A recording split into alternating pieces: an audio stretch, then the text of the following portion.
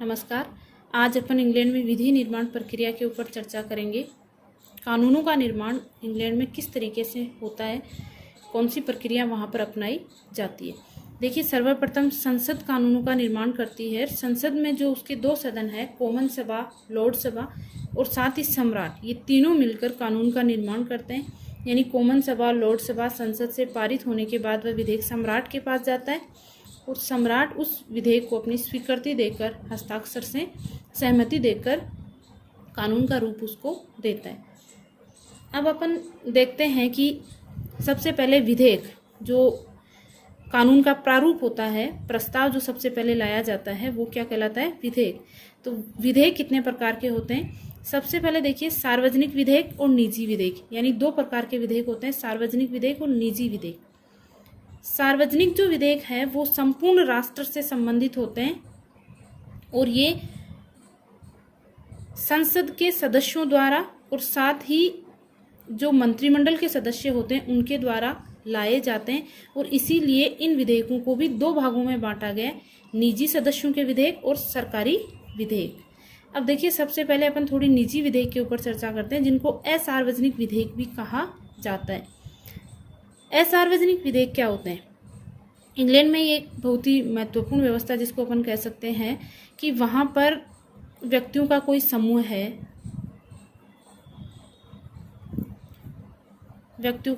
है, या फिर कोई किसी प्रकार की संस्था है जो जनता के हित के लिए कार्य कर रही है, उसके द्वारा ये विधेयक लाए जाते हैं। यानी महत्वपूर्ण बात ये होगी कि इस विधेयक को प्रस्तुत करने वाले प्रस्तावक संसद के सदस्य नहीं होते हैं। ये कोई निजी संस्था से या फिर व्यक्तियों का समूह होता है और इन विधेयकों का संबंध साधारणतः सामुदायिक ही होता है। यानी ये पूरे राष्ट्र से संबंधित नहीं होते, बल्कि किसी संस्था या क्षेत्रीय स्तर से ही ये संबंधित, समुदाय से या क्षेत्रीय समस्या से संबंधित होते हैं।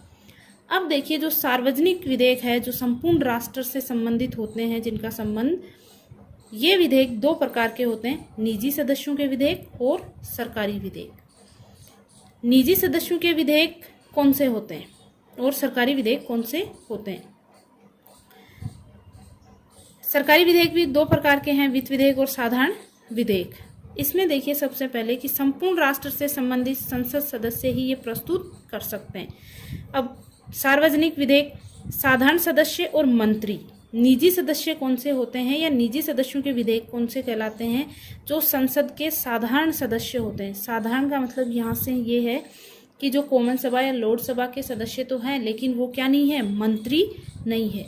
और मंत्रियों द्वारा कार्यपालिका के, मंत्रिमंडल के, मंत्री परिषद के सदस्य, यानी कार्यपालिका के जो सदस्य, वो क्या कहलाएंगे? मंत्री।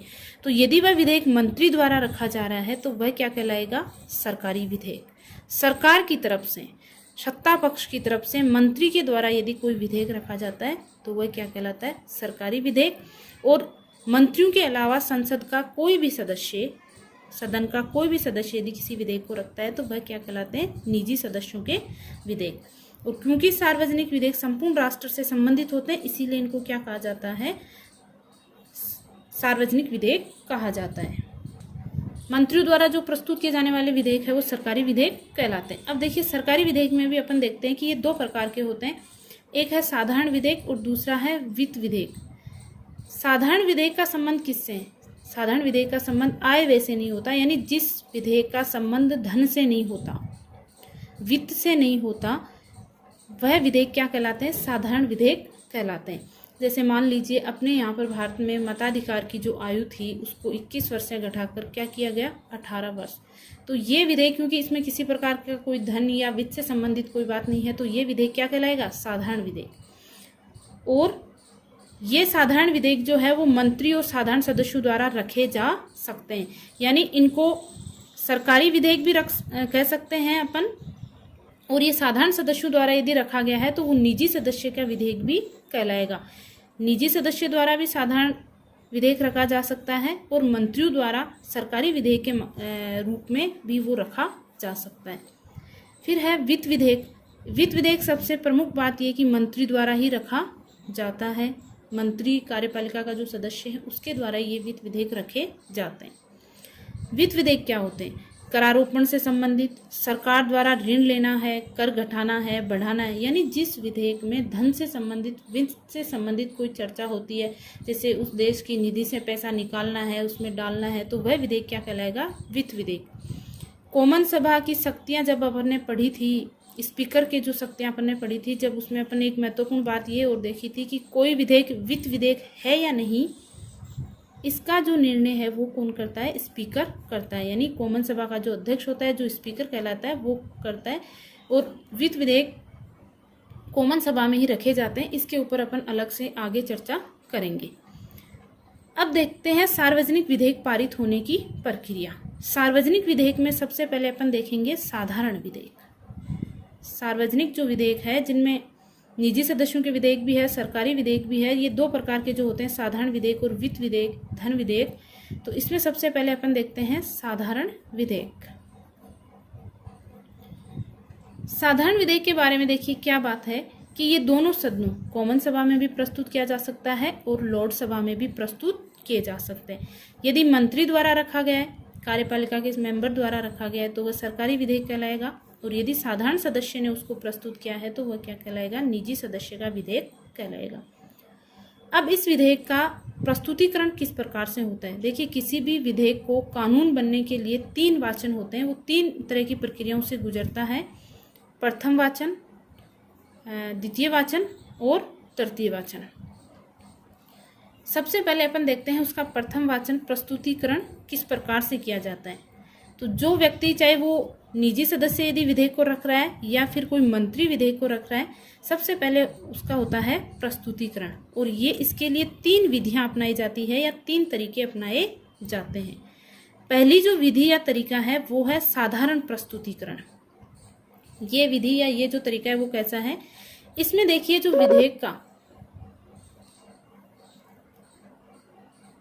विधेयक का प्रस्तावक है, वो विधेयक प्रस्तुत करने की सूचना किसको देता है? लिपिक को देता है। यानी सदन का जो क्लर्क होता है उसको ये प्रस्तावक सूचना देता है। सूचना देने के बाद सदन का लिपिक क्या करता है? उस विधेयक का शीर्षक पढ़कर सदन को सुना देता है। इसमें सबसे महत्वपूर्ण जो बात है, प्रस्तावक किसी प्रकार का कोई भाषण नहीं देता, न ही वह विधेयक पर किसी प्रकार की कोई बात बोलता है। लिपिक को वह सूचना देता है और लिपिक क्या करता है? उस विधेयक का शीर्षक पढ़कर सुना देता है। इसके बाद देखिए, सदन के सामने एक प्रस्ताव रखा जाएगा कि विधेयक का प्रस्तुतिकरण हो गया है और इसका जो प्रथम वाचन है उसको पूर्ण समझा जाए। ये प्रस्तुतिकरण की पहली विधि है या पहला तरीका है, जो 3 तरीके। दूसरी जो विधि है या तरीका है वो 10 मिनट के नियम का प्रस्तुतिकरण है। इसमें क्या होता है कि विधेयक का जो प्रस्तावक है वो विधेयक के पक्ष में अपने विचार रखता है और उसी विधेयक के विपक्ष, जो विरोधी है, जो विरोध करने वाले हैं या विपक्ष में हैं, उनके द्वारा भी उस विधेयक पर अपने विचार रखे जाते हैं। मान लीजिए सत्ता पक्ष द्वारा रखा गया है तो विपक्ष के द्वारा विचार रखे जाएंगे, और यदि विपक्ष के किसी सदस्य ने विधेयक को प्रस्तुत किया है तो वो सत्ता पक्ष के द्वारा उस विधेयक के विरोध में विचार रखे जाएंगे। और 10 मिनट के नियम के प्रस्तुतिकरण की ये जो विधि है, ये ज़्यादातर जो विवादपूर्ण विधेयक होते हैं उनके लिए ही ये प्रक्रिया अपनाई जाती है। यानी साधारण विधेयक होते हैं और जिनमें ज़्यादा विवाद नहीं होता, उन विधेयकों के लिए साधारण प्रस्तुतिकरण की प्रक्रिया ही अपनाई जाती है, जिनसे ज़्यादातर लोग क्या होते हैं? सहमत होते हैं। जैसे ही प्रस्तावक विधेयक के पक्ष में विचार रखता है और उसके बाद विपक्ष उस विधेयक के विपक्ष में विचार रखता है, उसके बाद एक प्रस्ताव रखा जाता है कि विधेयक का प्रस्तुतिकरण और प्रथम वाचन पूर्ण माना जाए। इस तरीके से ये तरीका अपनाया जाता है। तीसरा जो इसका तरीका है वो विधेयक के प्रावधान पर रोशनी डालने वाला प्रस्तुतिकरण। यानी विधेयक के क्या फायदे हैं, क्यों जरूरी है ये विधेयक, इसके ऊपर एक लंबा भाषण देने की जो प्रक्रिया है वो इस तीसरे तरीके की विधि में अपनाई जाती है। इसमें प्रस्तावक क्या करता है? अपने विधेयक के जो सिद्धांत होते हैं, लाभ जो होते हैं उस विधेयक के, क्यों जरूरी है वह विधेयक, उसके ऊपर एक लंबा भाषण देता है और साथ ही उस विधेयक को सदन में प्रस्तुत करने की अनुमति देने का एक प्रस्ताव भी रखता है कि जो सदन का सभापति है या जो सदन का अध्यक्ष है वह उस विधेयक को रखने की क्या दे? अनुमति दे। जब प्रस्तावक द्वारा विधेयक के सिद्धांतों और लाभों पर चर्चा, अपना जो विचार है वो प्रकट कर दिया जाता है, तो विपक्ष भी विधेयक के विरोध में क्या देते हैं? भाषण देते हैं। अब देखिए यहाँ पर जो सबसे महत्वपूर्ण बात वो है कि अंत में मतदान द्वारा निर्णय होता है। ये बहुत ही महत्वपूर्ण बात है कि अपन ने देखा जो साधारण प्रस्तुतिकरण था वो बहुत ही सरल तरीका था। 10 मिनट के नियम का प्रस्तुतिकरण में ऐसी कोई प्रक्रिया नहीं थी, लेकिन जब पूरी तरीके से बहुत ही महत्वपूर्ण विधेयक है और उसको बहुत ही अच्छी तरीके से सदन में पेश किया गया है, तो उसमें क्या होगा, मतदान होगा। यदि सदन का निर्णय प्रस्ताव के पक्ष में है तो सदन के समक्ष रखा जाता है और विधेयक का जो प्रथम वाचन है या प्रस्तुतिकरण की जो पहली प्रक्रिया है वो क्या मानी जाती है, पूर्ण मानी जाती है। और यदि यहाँ मतदान के द्वारा निर्णय प्रस्ताव के विपक्ष में आता है, पक्ष में नहीं आता है, तो वह विधेयक क्या हो जाता है, यहाँ पर समाप्त हो जाता है। यदि पक्ष में आया है मतदान, तभी वह विधेयक आगे दूसरे वाचन में पहुंचता है। जब प्रथम वाचन विधेयक का हो जाता है, प्रस्तुतिकरण हो जाता है, तो एक निर्धारित तय तिथि या समय के अनुसार, कार्यक्रम के अनुसार विधेयक को फिर सदन में दूसरे वाचन के लिए रखा जाता है। दूसरा वाचन देखिए कैसे होता है। प्रस्तावक जो है वो विधेयक की समस्त धाराएं पढ़कर सुनाएगा। धाराएं सिर्फ पढ़कर सुनाता है, उनके ऊपर चर्चा नहीं होती। ये बहुत ही महत्वपूर्ण है कि विधेयक की धाराओं के ऊपर चर्चा नहीं होती, वह सिर्फ पढ़कर सुनाता है और विधेयक का जो सैद्धांतिक पक्ष है उसको प्रकट करता है। जो अपन ने प्रस्तुतिकरण की तीसरी विधि देखी थी, सेम ऐसा ही ये तरीका है कि इसमें इस विधेयक के क्या लाभ है और ये क्यों जरूरी है, इस पर वो प्रस्तावक अपने विचार प्रकट करता है। उसके बाद विपक्ष भी विधेयक के विरोध में अपने विचार प्रकट करता है कि नहीं लाना चाहिए या इसमें ये संशोधन होने चाहिए और इस विधेयक को लाने से क्या क्या नुकसान हो सकते हैं, ऐसा विपक्ष के द्वारा अपने विचार प्रकट किए जाते हैं। दूसरे वाचन की जो दो महत्वपूर्ण बिंदु है या दो महत्वपूर्ण बातें हैं वो देखिए कि विधेयक के केवल सैद्धांतिक पक्ष पर विचार होता है, समस्त धाराओं पर विचार नहीं किया जाता। सैद्धांतिक जो पक्ष है वो अपन ने देखा कि क्यों जरूरी है, क्यों विधेयक लाया गया है, इसके क्या लाभ है, जनता के कल्याण में ये कैसे सहायक होगा, इसके ऊपर चर्चा की जाती है। उसमें कौन कौन से प्रावधान हैं, कौन कौन सी धाराएं हैं, इनके ऊपर विचार नहीं होता। दूसरा जो महत्वपूर्ण है वो है विधेयक में किसी प्रकार का संशोधन प्रस्तुत नहीं किया जा सकता, यानी दूसरे वाचन में भी विधेयक में इस समय किसी प्रकार का कोई संशोधन नहीं होता। दूसरे वाचन में देखिए क्या होता है कि विधेयक को स्वीकार भी किया जा सकता है और अस्वीकार भी किया जा सकता है। यदि विधेयक क्या हो जाता है, स्वीकार कर लिया जाता है, स्वीकार हो गया, तो दूसरे वाचन की ही एक अवस्था है समिति अवस्था या समिति स्तर, जिसको अपन बोल सकते हैं कि वह यदि विधेयक स्वीकार हो गया तो वह समिति के पास चला जाएगा। और यदि अस्वीकार किया जाए तो अस्वीकार करने के क्या तरीके हैं, या तो जो विपक्ष है जो ऐसा विधेयक नहीं चाहता वो सीधा एक प्रस्ताव रख देता है कि कानून दोषपूर्ण है और इसलिए इस विधेयक को यहीं समाप्त किया जाए। पर दूसरा जो तरीका है वो है कि विरोधी पक्ष द्वारा विधेयक को दूसरी बार क्या तरीका अपनाता है, देखिए कि पढ़ने का संशोधन इतने समय बाद रख दिया जाए कि उस दौरान जो संसद का सत्र चल रहा है वही क्या हो जाएगा, समाप्त हो जाएगा। मान लीजिए संसद का सत्र जो है वो 2 महीने बाद समाप्त होने वाला है या 1 महीने बाद समाप्त होने वाला है, तो 3 महीने बाद कि इसके ऊपर संशोधन किया जाए या इसको पढ़ा जाए, तो ऐसी स्थिति में जो विधेयक है वो अपने आप ही क्या हो जाता है, समाप्त हो जाता है। उसका कारण ये है कि संसद का सत्र स्वयं में ही समाप्त हो जाता है। लेकिन यदि इस वाचन में विधेयक को स्वीकार कर लिया गया तो वह कहाँ चला जाएगा, समिति स्तर पर। दूसरे वाचन के बाद जो विधेयक है वो समिति अवस्था में पहुंचता है। यहाँ पर देखिए 2 चीजें हैं, 2 प्रकार की समितियां होती है। जैसे स्थायी समिति है, हर सदन की अपनी स्थायी समिति होती है जिसमें पक्ष और विपक्ष, सत्ता पक्ष दोनों दलों के सदस्य होते हैं। और एक होती है परवर समिति। परवर समितियों में विषय के विशेषज्ञ जो लोग होते हैं वो सदस्य होते हैं।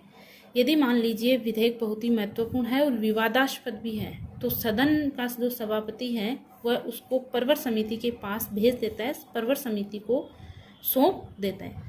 और यदि ऐसा नहीं है, विधेयक में इतना जरूरी नहीं है, तो वह चर्चा के लिए सदन की किसी भी स्थायी समिति के पास उसको भेजा जाता है।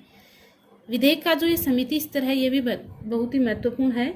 इसमें देखिए जैसा कि अपन ने देखा कि इसका जो दूसरा वाचन था उसमें इसकी धाराओं पे, प्रावधानों पे किसी प्रकार की कोई चर्चा नहीं हुई। समिति स्तर पर इसमें धाराओं और उपधाराओं पर काफ़ी खुली बहस होती है, चर्चा होती है। और इसमें संशोधन भी होते हैं जो जन कल्याण की दृष्टि से आवश्यक हो। यानी यदि किसी विधेयक में संशोधन करने हैं तो वह समिति स्तर पर हो सकते हैं, दूसरे वाचन में नहीं होते, प्रथम वाचन में भी नहीं होते, और आगे अपन देखेंगे कि तीसरे वाचन में भी किसी प्रकार का कोई संशोधन नहीं होता।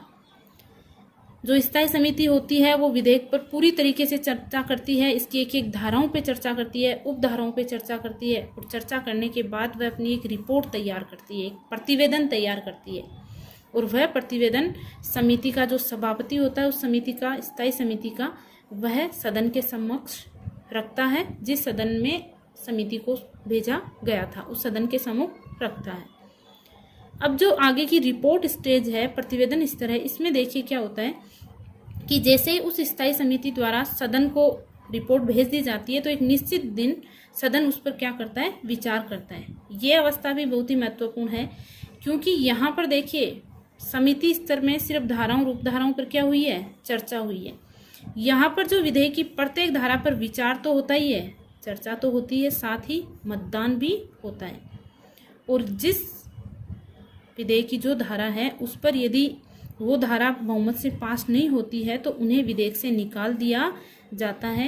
यानी जिस धारा पर मतदान पक्ष में आता है उसी धारा को या प्रावधान को विधेयक में रखा जाता है, और यदि बहुमत से पास नहीं होती है तो उसे विधेयक से निकाल दिया जाता है। तो मतदान होने का कार्य भी रिपोर्ट स्तर पर होता है। रिपोर्ट अवस्था के बाद में देखिए तीसरा वाचन शुरू होता है। तीसरा वाचन ज़्यादा महत्वपूर्ण नहीं है, या अपन कह सकते हैं इसमें विधेयक पर ज़्यादा चर्चा नहीं होती, धारा पर विचार नहीं होते, इसके प्रावधानों पर चर्चा नहीं होती, केवल सिद्धांतों पर राजनीतिक बहस होती है। और जो महत्वपूर्ण है कि इस वाचन में भी विधेयक में किसी प्रकार का कोई संशोधन है वो नहीं किया जा सकता, केवल शाब्दिक भाषा संबंधी, यानी कोई ऐसा अर्थ लिख दिया गया है जिसका दो अर्थ निकल सकते हैं, या फिर अर्थ में शब्द में किसी प्रकार की कोई त्रुटि रह गई है तो उसको संशोधित किया जाता है, बल्कि ये जो धारा या उपधाराएं होती है इसमें किसी प्रकार का संशोधन नहीं होता। तीसरे वाचन में अंत में विधेयक पर क्या होता है, मतदान होता है। अगर सदन इसे स्वीकार कर ले तो ये एक सदन द्वारा विधेयक क्या माना जाएगा, पारित माना जाएगा। एक सदन जब उसको पारित कर देता है तो वह विधेयक चला जाता है दूसरे सदन में। जिस सदन से वह पारित होकर आया है उसका अध्यक्ष विधेयक पर हस्ताक्षर करके उसे क्या करेगा, दूसरे सदन में भेज देगा, और वहां पर भी यही प्रक्रिया दोहराई जाती है। तीनों वाचन जो है वो होते हैं और यही प्रक्रिया दोहराई जाती है। फिर देखिए यदि दूसरा सदन भी उसको पारित कर दें, पहले सदन से पारित होके आया, चाहे वो कॉमन सभा से लोकसभा में आया है, चाहे वो कॉमन सभा से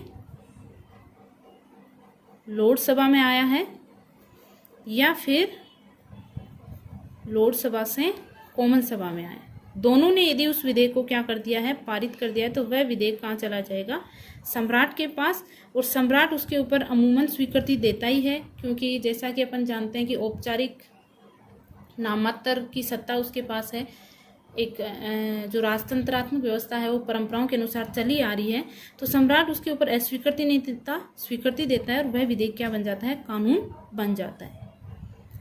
अब देखिए यदि कॉमन सभा द्वारा पारित विधेयक लॉर्ड सभा अस्वीकार कर दे, या फिर लोकसभा द्वारा पारित विधेयक कॉमन सभा अस्वीकार कर दे, ऐसी स्थिति में क्या स्थिति होती है, साथ ही वित्त विधेयक किस तरीके से पारित किए जाते हैं, इसके ऊपर अपन आगे चर्चा करेंगे अगले वीडियो।